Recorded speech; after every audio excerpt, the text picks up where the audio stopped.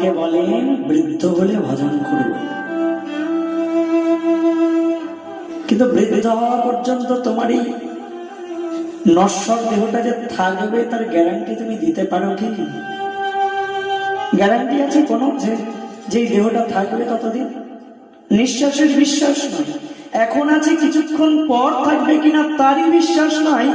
আর তুমি বৃদ্ধ বয়সে ভজন করবে, বৃদ্ধ কাল পর্যন্ত তুমি যে বাঁচবে তার তো কোনো গ্যারান্টি না। নীলাচলের সিদ্ধ মাধব দাস বাবা, তিনি আর তার স্ত্রী দুজনেই ভজন করতেন, কিন্তু মাধব দাস বাবা তাকে অনেকবার করে বুঝিয়েছিলেন, চলো আমরা পুরীতে চলে যাই, সেখানে গিয়ে আমরা ভজন করি।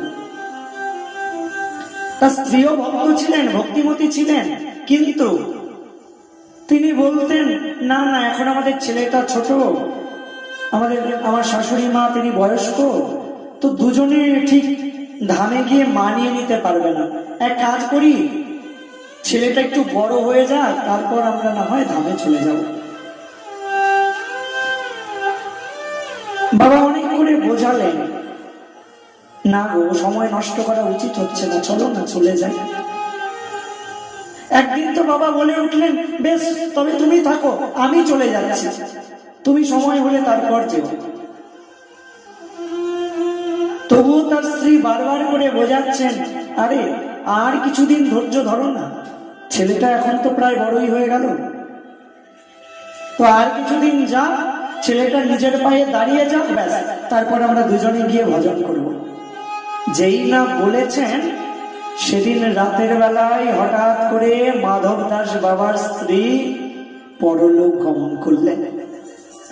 মাধব দাস বাবা অবাক হয়ে গেলেন, আরে যে কিনা আজও দিনের বেলা হয়ে বলছিল ছেলেটা বড় হয়ে যাক, ছেলেটা নিজের পায়ে দাঁড়িয়ে যাক, তারপর ধামে যাব, সে এখন হঠাৎ করে চলে গেল যে?